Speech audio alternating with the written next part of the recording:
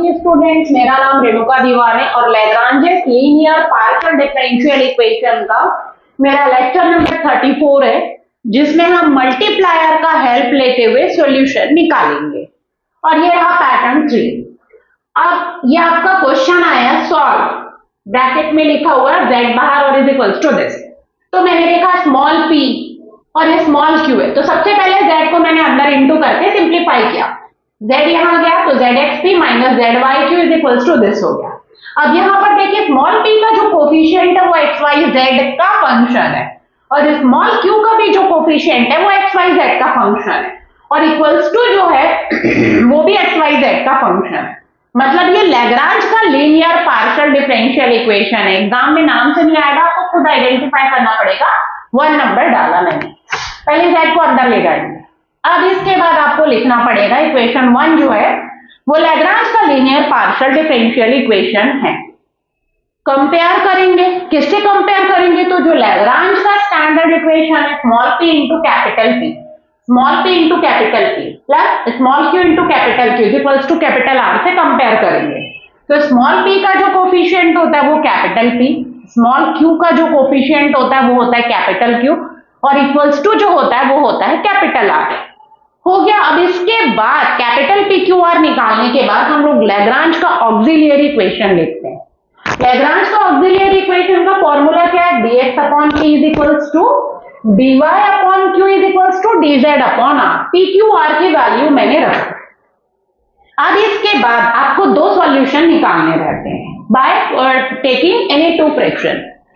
शुरू के दो को ले सकते हो या लास्ट के दो को ले सकते हो या फर्स्ट थर्ड, तीन ऑप्शन है आपके पास में। तो शुरू के दो को मैं देख रही हूं, इजीली सॉल्व हो जाएगा। 1 3 को लेंगे तो सॉल्व नहीं हो पाएगा क्योंकि यहाँ पर x y दोनों है। 2 3 फ्रैक्शन को लेंगे तो भी सॉल्व नहीं होगा। मैं फर्स्ट और सेकंड फ्रैक्शन यूज कर रही हूं। तो taking first and second fraction, क्योंकि मुझे दिख रहा है एक वेरिएबल जो है z वो कट जाएगा और यहां पर dx के नीचे है तो dy के नीचे क्या बचेगा? Minus of y। ऊपर dx है, नीचे x, ऊपर dy, नीचे y। मतलब हाँ, ये सेपरेशन ऑफ वेरिएबल से सॉल्व हो जाएगा। तो taking first and second fraction, आपका एक सॉल्यूशन निकलता दिख रहा है, इसलिए मैंने इसमें पैटर्न नंबर 3 डाला है। पैटर्न 4 में हमको दो मल्टीप्लायर यूज करना पड़ेगा, पैटर्न 3 में हमारा एक सॉल्यूशन आ जा रहा है by taking first two fraction। तो dx upon zx और is equals to dy upon minus zy, z cancel, dx के नीचे x बचा और is equals to dy के नीचे माइनस y। ये क्या है? तो ऑर्डिनरी डिफरेंशियल इक्वेशन है, 1 ऑर्डर 1 डिग्री का। इसको सॉल्व करने के 6 मेथड है, जिसमें पहला मेथड सेपरेशन ऑफ वेरिएबल है, तो ऑलरेडी सेपरेटेड है, dx के नीचे x, dy के नीचे y। सिर्फ इंटीग्रेशन का साइन लगाइए। dx by x का जो इंटीग्रेशन है वो होता है log x होता है। मैं अब ये सबको मिटा रही हूं, तो अब उसको इंटीग्रेट करिए। क्या? dx by x का जो इंटीग्रेशन होगा वो होगा log x और dy by y का log y होगा।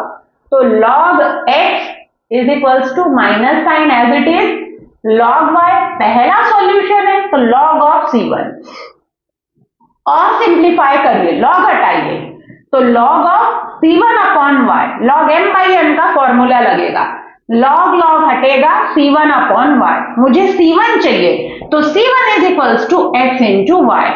पहला सॉल्यूशन मुझे मिल गया। क्या मिला? c1 is equals to x into y। ये मेरे को पहला सॉल्यूशन मिल गया। कैसे? By taking first two fraction. मुझे दिखा dx के नीचे x बच रहा, dy के नीचे y, मैंने उसको सॉल्व कर दिया। लेकिन 1 3 को लोगे नो सॉल्यूशन आएगा क्योंकि यहाँ पर x y लिखते हैं। सेकेंड थर्ड को लोगे तो भी कोई सॉल्यूशन नहीं आएगा। तो अब ये तो आ गया। अब अगला सॉल्यूशन लाने के लिए मुझे ये जो 3 फ्रैक्शन है इसके पैरेलल में एक चौथा फ्रैक्शन इंट्रोड्यूस करना पड़ेगा। चौथा फ्रैक्शन इंट्रोड्यूस करने के बाद फर्स्ट फोर्थ, सेकेंड फोर्थ या थर्ड फोर्थ कोई दो फ्रैक्शन को लेते हुए हम सॉल्यूशन निकालेंगे, क्योंकि हमको पता चल चुका है कि इनको अब आप आपस में सॉल्व करेंगे 1 3 या सेकेंड थर्ड को तो कोई सॉल्यूशन नहीं आने वाला है। इसलिए हम एक चौथे फ्रैक्शन इंट्रोड्यूस करेंगे और उस चौथे फ्रैक्शन को मस्ट है लेना और हम कोशिश करते कि चौथा फ्रैक्शन जो हम इंट्रोड्यूस करते हैं उसका डिनोमिनेटर क्या है, 0 है। पिछले क्वेश्चन में नहीं आया था क्योंकि टोटल डिनोमिनेटर में 5 टर्म्स थे और कैंसिल होने के लिए हमारे पास टोटल 4 टर्म्स या 6 या 2 ऐसे होने चाहिए, 1 प्लस 1 माइनस 1 प्लस 1 माइनस, ऐसे कैंसिल होता है। तो मैं क्या कर रही हूं, अब अगला सॉल्यूशन के लिए मैं मल्टीप्लायर यूज करके एक चौथा फ्रैक्शन इंट्रोड्यूस करने जा रही हूं। और जब आप मल्टीप्लायर यूज करते हो तो उसका जो डिनोमिनेटर है, जो फ्रैक्शन आप इंट्रोड्यूस करोगे उसके डिनोमिनेटर में कोशिश करेंगे 0 लाने की। नहीं आएगा तो हम देखेंगे कि क्या करना है। तो चलिए अब मैं सेकंड सॉल्यूशन ला रही हूं। सेकंड सॉल्यूशन के लिए हम लोग मल्टीप्लायर यूज कर रहे हैं। मल्टीप्लायर यूज करने के लिए आपको इसको उतारना पड़ेगा। क्या, तीनों फ्रैक्शन को आप उतारेंगे। यहां पर उतार रही हूं, मुझे मिटाना पड़ेगा dx अपॉन zx और is equals to dy upon minus zy और is equals to dz upon y square minus x square. ये पूरे को मैंने मिटा दिया। ये है, ये फ्रैक्शन को मैंने लिखा। अब मैं इसको यहां उतार दे रही हूं क्योंकि नीचे काफी स्पेस बच रहा है। zx dy upon minus zy और is equals to dz upon y square minus x square. वो तीनों फ्रैक्शन को बस मैंने उतारा है और बाकी सबको मैंने मिटा दिया अभी। ये हो गया। अब इसके पैरेलल में मुझे चौथा फ्रैक्शन इंट्रोड्यूस करना है। तो आप सबसे पहले मल्टीप्लायर यूज करेंगे। मल्टीप्लायर के लिए आपको ट्रिक बता रही हूं, ध्यान से देखिएगा। ये ट्रिक आपको YouTube चैनल में कहीं नहीं मिलेगा। ये ट्रिक ध्यान से देखिए। आप डिनोमिनेटर को ऐड करिए। This is rough work. ये जो मैं बता रही हूं ये आपका रफ वर्क है। zx zy डिनोमिनेटर ऐड कर रही हूं। ये डिनोमिनेटर ऐड हो गया। चारों डिनोमिनेटर मैंने ऐड कर दिया। चारों टर्म आ रहे, 4 टर्म आ रहे हैं, 1 2 3 4 कैंसिल करना है। 4 टर्म से कोशिश करिए कि कैंसिल करने की। पिछले बार में मैंने कैंसिल इसलिए नहीं किया था क्योंकि 5 टर्म्स है, तो 4 टर्म्स है। तो यहां देखिए x वाला ये है और यहां पर x वाला ये है। ये प्लस है और ये माइनस, मतलब ये इससे कैंसिल होगा। अंडरलाइन कर दिया मैंने। अब इन दोनों के कोफिशिएंट को सेम बनाइए सबसे पहले, तब कैंसिल होगा। एक प्लस एक माइनस है तो इक्वल बनाइए, तब कैंसिल होगा। तो मैंने देखा यहां पर एक्स स्क्वायर है बट यहां पर एक्स है। यहां पर एक्स स्क्वायर है और यहां पर एक्स है। ये पूरा पहला टर्म, ये दूसरा और ये पूरा तीसरा टर्म है। ये तीसरा टर्म है डिनोमिनेटर का, ये थर्ड है डिनोमिनेटर, ये सेकेंड और ये फर्स्ट। मैंने देखा यहां पर एक्स है तो इस एक्स वाले से कैंसिल होगा। यहां पर प्लस यहां पर माइनस, हाँ एक बार पॉसिबिलिटी है। अब यहां देखा मैंने एक्स स्क्वायर है और यहां पर एक्स है तो इसको एक्स स्क्वायर बना दीजिए। एक्स स्क्वायर बनाने के लिए मैंने एक्स का इंटू किया तो ये बन तो गया एक्स स्क्वायर, लेकिन जेड है, जेड इसके साथ है, यहां पर जेड नहीं है। तो मैंने एक्स स्क्वायर तो कर दिया लेकिन इसके साथ में क्या प्रेजेंट है, जेड। अभी भी कैंसिल नहीं होगा तो यहां जेड ले आइए, जेड। तो ये थर्ड डिनोमिनेटर है, इसमें जेड का इंटू करिए तो दोनों में होगा। तो ये देखिए मैंने जेड का इंटू किया तो ये जेड वाई स्क्वायर हो गया और ये जेड एक्स स्क्वायर हो गया। तो ये देखिए जेड एक्स स्क्वायर से कैंसिल हो जाएगा, बिल्कुल सही। अब यहां पर देखिए ये सेकेंड डिनोमिनेटर है, इसमें जेड वाई है और यहां जेड वाई स्क्वायर है। ये दोनों आपस में न्यूट्रलाइज होंगे। यहां पर वाई है और यहां पर वाई स्क्वायर, बस इतना ही प्रॉब्लम है। तो सेकेंड वाला जो डिनोमिनेटर है इसमें क्या चीज का इंटू कर दीजिए, वाई का। तो ये जेड वाई स्क्वायर हो जाएगा। तो मैं इसमें किसका इंटू कर दी, वाई का, और ये इसके साथ और ये किसके साथ कैंसिल हो गया, इसके साथ। तो इस तरीके से आप सोचेंगे। इसका मतलब आपने क्या यूज किया, पहले वाले में आपने एक्स का इंटू किया, दूसरे वाले में वाई और तीसरे वाले में आपने क्या चीज का इंटू किया, जेड का। तो डिनोमिनेटर क्या आ गया, 0 आ गया।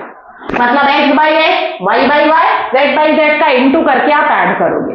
तो यहां देखिए क्या आ रहा है, जब आप इंटू करोगे तो न्यूमरेटर में x का इंटू dx, सेम डिनोमिनेटर में होगा तो जेड एक्स स्क्वायर, न्यूमरेटर में y का इंटू और नीचे भी डिनोमिनेटर में y का इंटू। यहां पर न्यूमरेटर में z का इंटू, इसके भी डिनोमिनेटर में z का इंटू, ये रहा z का इंटू, ऐसा आया। अब आप देखिए जेड एक्स स्क्वायर से, जेड वाई स्क्वायर से, मतलब जो मैंने मल्टीप्लायर यूज किया वो एक्स वाई जेड यूज किया, तो यहां आपको लिखना पड़ेगा using multiplier x y z. मैंने लिखा नहीं है बट आपको यहां लिखना है using multiplier x y z. तो अब ये आ गया, डिनोमिनेटर 0 आ गया, x dx plus y dy plus z dz upon में क्या आ गया, 0 आ गया। और यहां पर आपकी ये जो तीनों फ्रैक्शन है इसको आपको एज इट इज उतारना है। अब इसके डिनोमिनेटर में 0 आ गया है, तो चाहे फर्स्ट फ्रैक्शन के साथ फोर्थ को लीजिए, फोर्थ लेना जरूरी है, या सेकेंड फोर्थ लीजिए या थर्ड फोर्थ लीजिए, कोई फर्क नहीं पड़ेगा। तो मैं फर्स्ट और फोर्थ फ्रैक्शन ले रही हूं। चौथा फ्रैक्शन जब इंट्रोड्यूस हो जाएगा तो 1/4 या सेकेंड फोर्थ या थर्ड फोर्थ आप लोगे। इसका डिनोमिनेटर 0 है, इसलिए आप किसी के भी साथ ले सकते हो। तो मैं फर्स्ट और फोर्थ फ्रैक्शन ले रही हूं, dx upon zx is equals to x dx plus y dy plus z dz upon 0, 0 का पूरे में इंटू 0 हो गया, x dx plus y dy plus z dz is equals to 0 आया। अब इसको इंटीग्रेट करिए, तो x dx plus y dy plus z dz is equals to 0, integration integration integration, x square by 2 plus y का y square by 2, z का z square by 2 और is equals to C2। ये मेरा second solution. Then total solution क्या आएगा, pi of C1 comma C2 is equals to 0। C1 की जगह C1 लिख लीजिए और C2 की जगह C2 और is equals to 0। This gives the solution of this given partial differential equation.